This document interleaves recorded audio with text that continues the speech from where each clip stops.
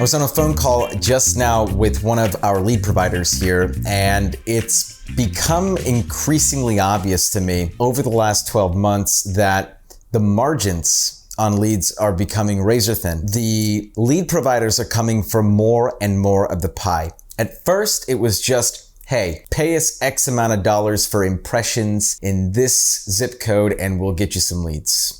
Zillow, Trulia. Then it started increasing more and more. Like the cost was just like absurd. Here in the Bay Area, there were reports of agents spending up to $5,000 for a single lead. You could just imagine the insanity to pay $5,000 for one introduction. You don't even know if that person's going to convert. And we know that the conversion rate on Zillow tends to be somewhere in our area, anywhere if you're really good, like 4 to 6%. And if you're not so great, more like 2. It's a lot of money.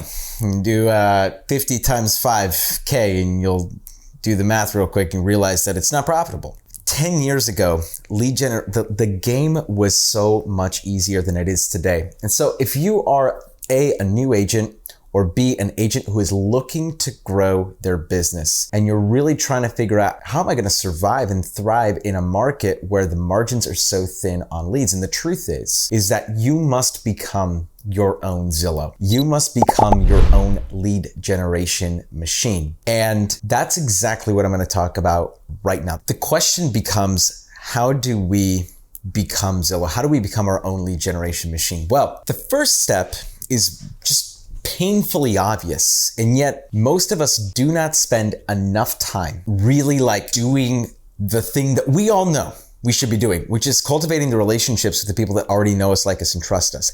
But then social media has allowed us to get in front of people who don't know us, don't like us, don't trust us, and in a matter of minutes, days or weeks, become raving fans of you. So without a shadow of a doubt, there's only 2 ways, in my opinion, to break into this business without spending a dime. Number 1, prospect your face off. Cold prospecting, meaning do knock on thousands of doors, make hundreds of phone calls, expireds, FSBOs, circle prospecting, host dozens of open houses per year. Do all of that and you still might not make it, okay? Because the second part is, when you're new, or even if you're not new, you're looking to move up, like do like the next level up, the next level up, the next level up. There is a certain price to pay, and it's not just cold prospecting that's gonna get it done for you. The next step in this is to leverage social media